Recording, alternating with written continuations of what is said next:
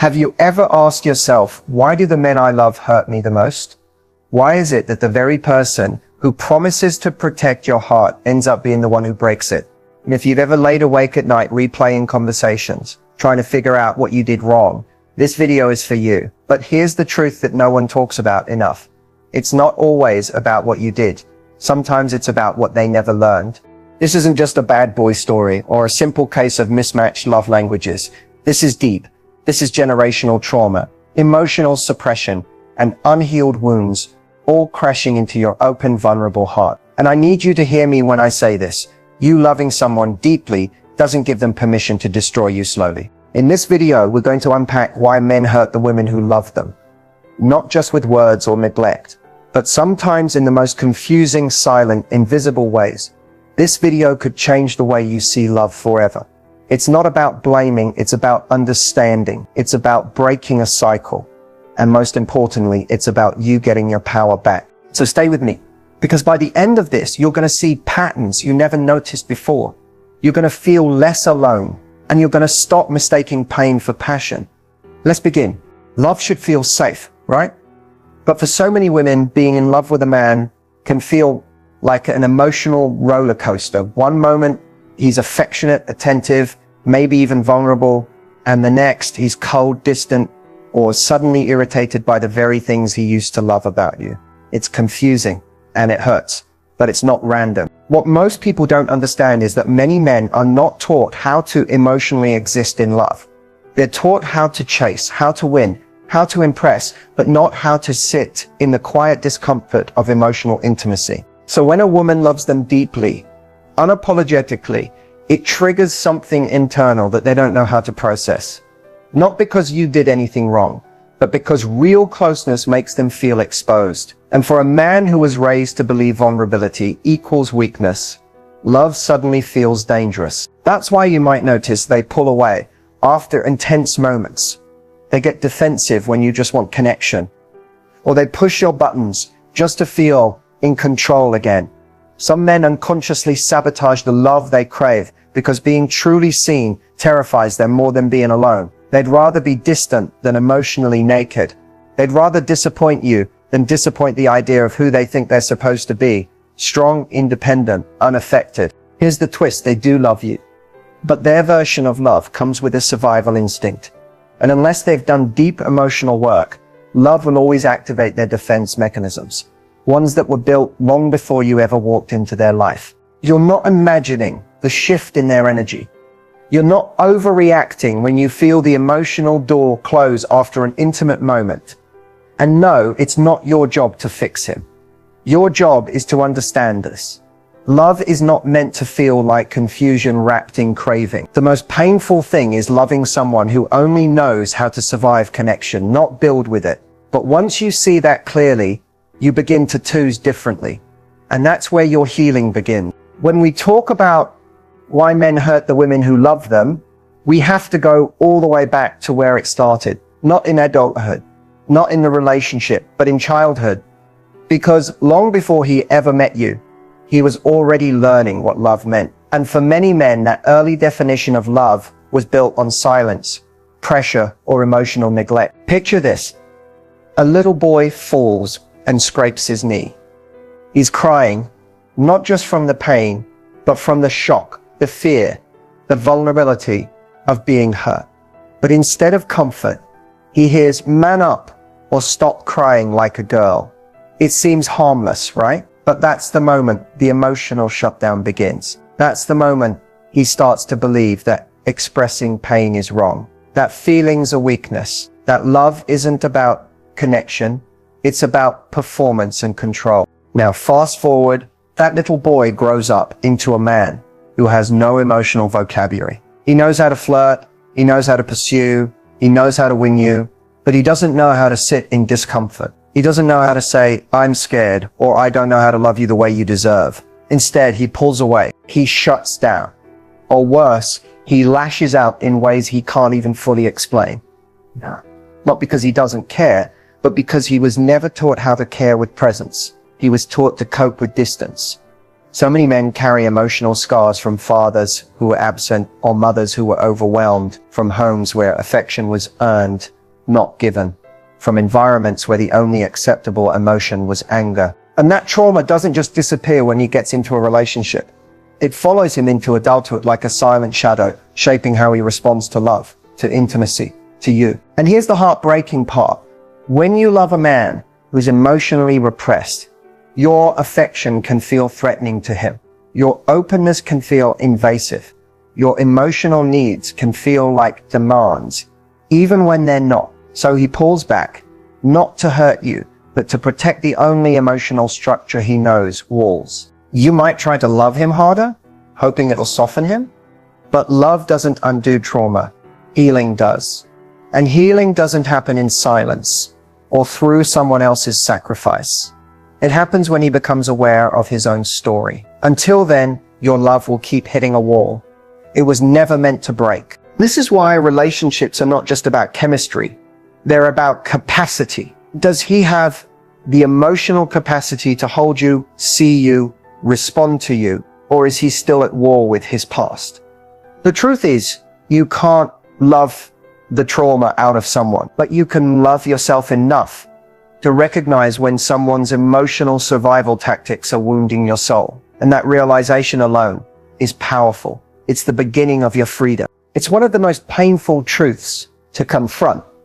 Why is it that the women who love the hardest, who give the most, who show up with open hearts and pure intentions, are often the ones who get hurt the worst? If you're a good woman, loyal, empathetic, nurturing, you've probably asked yourself, why do I keep attracting men who can't love me the way I deserve? But here's what no one tells you. Sometimes your goodness makes you a target. Not because there's something wrong with you, but because there's something unresolved in them.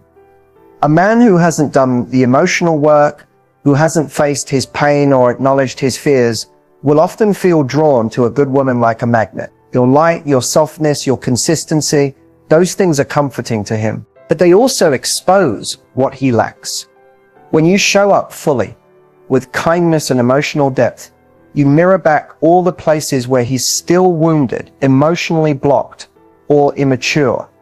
And for someone who's emotionally unready, that's not inspiring, it's intimidating. Instead of stepping up to match your emotional availability, he may start to devalue it. He may call you too sensitive, too emotional, too much.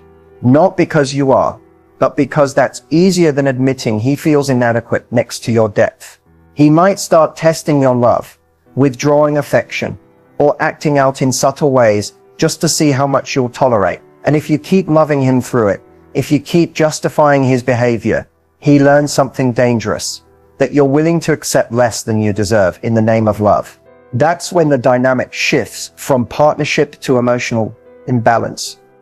And whether he realizes it or not, he starts to treat your heart like something he can hurt, because it always comes back. The sad irony is, you become the emotional home he never had, but he doesn't know how to live in it. So instead of appreciating it, he resents it. He pokes holes in it. He tries to tear it down, not out of hatred for you, but out of discomfort with himself. But here's the truth. You are not here to rehabilitate broken men. You are not a landing pad for someone avoiding their growth. You are a mirror of what's possible in love. And if someone turns that mirror into a weapon, it's not your fault. It's just a sign that your love is valuable, and it should only be shared with someone capable of holding it with care. It usually starts small. A delayed response to a text, a vague excuse for not calling back, less eye contact, less warmth, less presence. At first, you might brush it off. He's just busy, you tell yourself. He'll come around. But over time, you start to notice the pattern. The man who once seemed so emotionally engaged begins to retreat, not physically, but emotionally. What you're witnessing is something so many women in relationships experience, but rarely understand: the cycle of emotional withdrawal. This cycle isn't always loud. In fact, it's often subtle. A shift in tone, a change in routine, a growing sense of distance that you can't quite explain, but you feel it. And what makes it so damaging is that it doesn't usually happen all at once. It's a gradual erosion of emotional intimacy, and it leaves you constantly guessing, did I do something wrong? Did something change? For emotionally unavailable men, withdrawal is not always a conscious decision. It's a survival instinct. When intimacy starts to feel too real, when the connection gets too deep, it activates old fears. Fear of vulnerability, fear of rejection, fear of being exposed. Rather than risk feeling those emotions, they shut down, often without even realizing they're doing it. You, on the other hand, respond by reaching out more. You try to talk, to reconnect, to fix what feels broken. But the more you lean in, the more he pulls away. Not because you're doing anything wrong, but because he's emotionally overwhelmed and doesn't have the tools to process it. So he disconnects to protect himself. This creates a loop. The more distant he becomes, the more effort you put in. The more effort you give, the more pressure he feels. And round it goes, until one day, you wake up exhausted, drained, and unsure of how you even got here. The danger of this cycle is that it convinces you to work harder for less. You start compromising your emotional needs just to maintain the relationship. You minimize your hurt. You lower your expectations. You silence your instincts, all to keep someone close who is emotionally drifting away. But here's what you need to remember. Love should not feel like chasing someone who's always one step ahead of your heart. Real connection isn't about pulling teeth for attention. It's about mutual effort, mutual vulnerability, mutual presence. If someone constantly withdraws when things get real, you have to stop asking what's wrong with you and start asking whether they're even capable of emotional intimacy. Not everyone is, and that's not your fault, but it is your responsibility to protect yourself from becoming collateral damage in someone else's internal battle. Recognizing this cycle is the first step to breaking it, because you deserve love that doesn't retreat when it gets close. You deserve someone who leans in, not away, when your heart is on the line. In the beginning, it can feel like love. He wants to know where you are, who you're with, when you'll be home. He gets jealous, but calls it just caring. He says he wants to protect you. But slowly, what once felt like attention starts to feel like surveillance. What once felt like love begins to feel like control. By the time you realize it, you're already questioning yourself more than you're questioning him. Control rarely shows up with a warning. It hides behind compliments, behind concern, behind phrases like, I just want what's best for you. At first, it sounds sweet, harmless, even romantic, but then it becomes possessive. He wants to be the only one you go to, the only one you depend on, the only one who really gets you. He starts to isolate you. Not always physically, but emotionally. Friends suddenly become a threat. Independence becomes an issue. Your success, that might make him insecure. This shift from love to control doesn't happen all at once. It's gradual, manipulative, and deeply confusing. You start to second guess your instincts.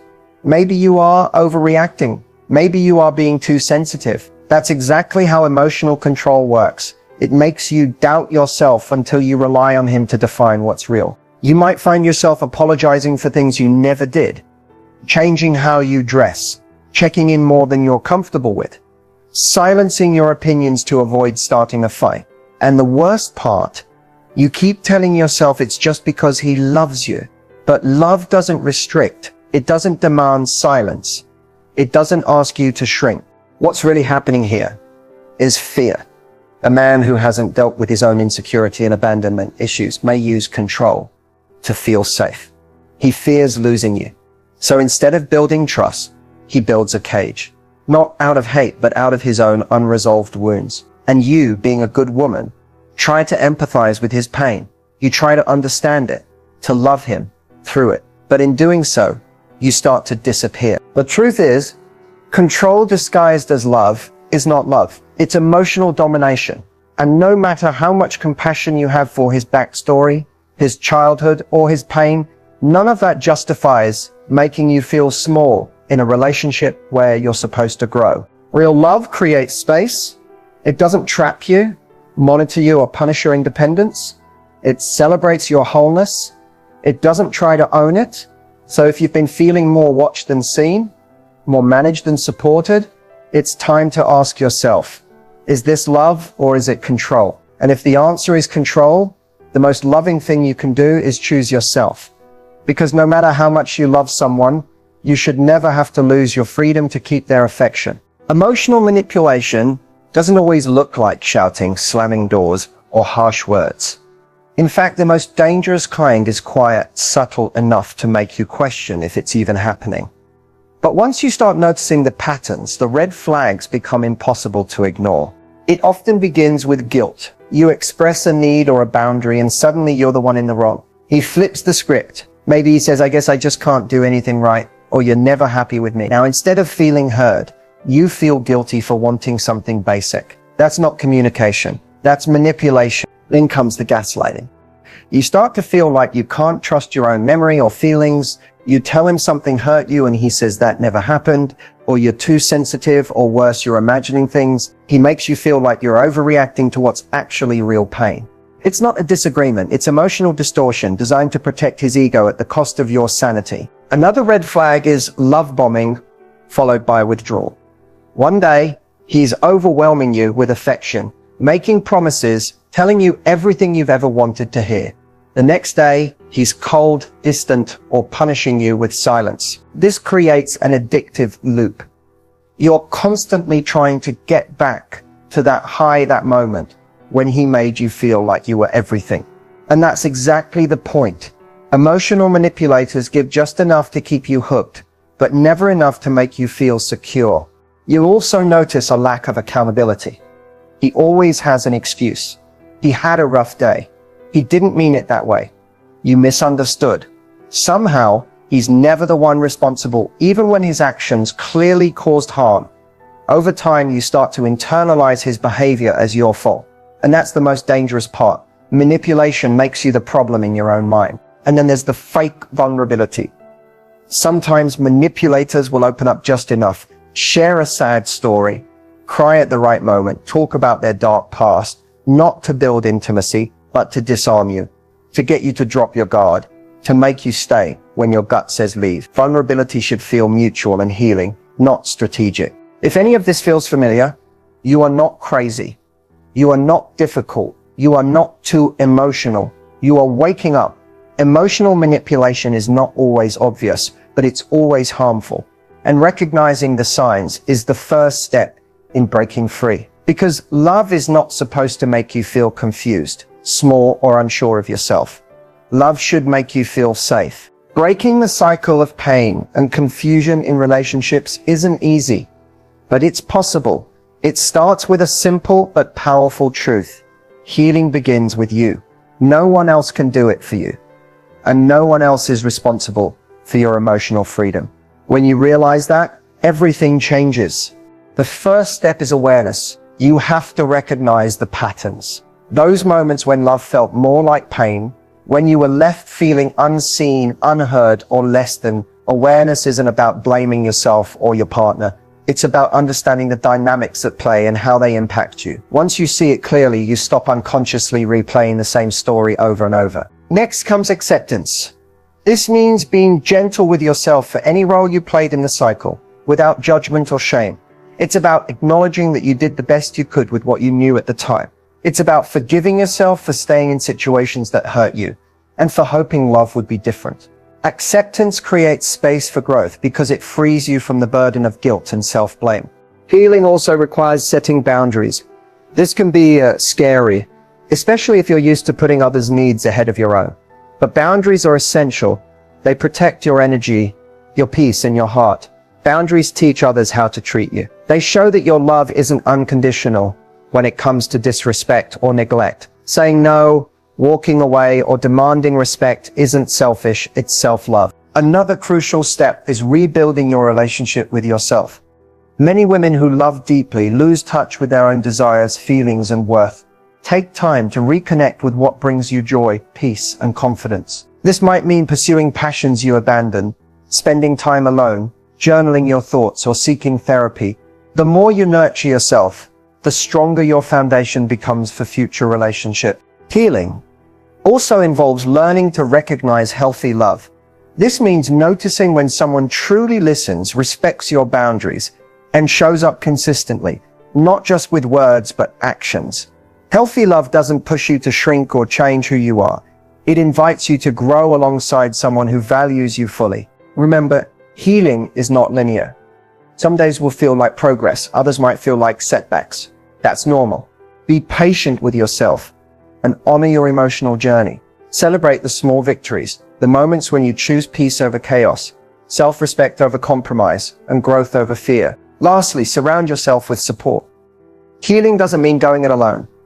Trusted friends, mentors, or counselors can provide the encouragement and perspective you need when doubts creep in. Sharing your story with those who truly see you can be one of the most freeing experiences on your path to recovery. Breaking the pattern means choosing yourself every day. It means refusing to settle for less than you deserve and believing in the possibility of love that uplifts, heals, and nourishes. The moment you commit to that, you're no longer a victim of the past. You're the author of your own future. Reclaiming your power and self-worth after experiencing pain in love is one of the bravest things you can do. It's about stepping back into your own light and realizing that your value isn't defined by how someone else treated you, but by the strength and love you hold inside yourself. This journey is not just about healing wounds. It's about rediscovering who you are at your core. Reclaiming your power means reclaiming your voice. It means speaking your truth clearly and confidently, without fear of rejection or judgment. When you do this, you set a new standard, not just for others, but for yourself. You refuse to shrink to make someone else comfortable. You refuse to silence your needs and desires. Your voice becomes a beacon that attracts respect, kindness, and genuine connection. For too long, you might have believed the lies whispered by pain, that you weren't enough, that your love wasn't worthy, that your heart deserved less. But those lies are not your truth. Your true power lies in recognizing your inherent worth, without conditions, without apology. It's the power to stand tall even when your heart feels heavy, to say no to what doesn't serve you, and to say yes to what lifts your soul. It also means taking responsibility for your healing and growth. This isn't about blaming yourself for what happened, but about owning your path forward. You have the power to decide how you respond to past hurt. You can choose to let it break you or to let it build you. Every step you take towards self-love is a step away from pain and toward freedom. Self-worth is deeply tied to the way you treat yourself. Are you nurturing your body, mind, and spirit? Are you honoring your boundaries? Are you celebrating your achievements, no matter how small? When you begin to treat yourself with the respect and kindness you deserve, you send a powerful message to the world and to yourself that you matter. Surround yourself with people who uplift you, those who remind you of your brilliance and encourage your growth. Cut ties with those who diminish your light. You deserve to be in spaces where you're valued just as you are. As we wrap up this conversation, I want you to remember one vital thing. Your worth is not determined by how others treat you, but by the love and respect you give yourself. No matter what you've been through, no matter how many times your heart has been bruised or misunderstood, your capacity to love and be loved remains powerful and real. At the end of the day, reclaiming your power is about becoming the heroine of your own story. It's about standing in your truth, walking in your purpose, and loving yourself fiercely. Because when you do, you attract the kind of love that reflects that same fierce respect and devotion back to you. You are powerful. You are worthy, and your best chapter is still ahead. Healing takes time, and it's okay to move at your own pace. What matters most is that you never stop believing in the possibility of a love that uplifts rather than diminishes you. The journey you're on right now is about reclaiming your voice, your boundaries, and your joy. It's about breaking free from patterns that no longer serve you and stepping into a future where your emotional safety is a priority, not an afterthought. You don't have to settle for less than what you deserve ever. Real love honors your whole self, flaws and all, and inspires you to grow without losing who you are. Sometimes the hardest part of healing is learning to trust again. Trust yourself, trust your intuition, and trust that you can create healthy connections. It's normal to feel vulnerable and uncertain, but remember, vulnerability is strength in disguise. It's the courage to show up as your authentic self, even when the outcome is unknown. When you embrace this truth, you open the door to love that is genuine, reciprocal, and healing. So today, stand tall in your truth. Speak your needs clearly. Protect your heart fiercely. And never forget that you are worthy of respect, kindness, and love that feels like home. Your story is still unfolding, and the best chapters are yet to come. You are not alone on this path. Every woman who has ever loved deeply and been hurt understands this struggle. But what sets you apart is your willingness to learn, to grow, and to choose yourself. That choice is revolutionary. It's the foundation of your power. Thank you for allowing me to share this space with you. If this video resonated, please like, share, and subscribe so we can continue this journey together. Remember, your healing is your power, and your power is your freedom.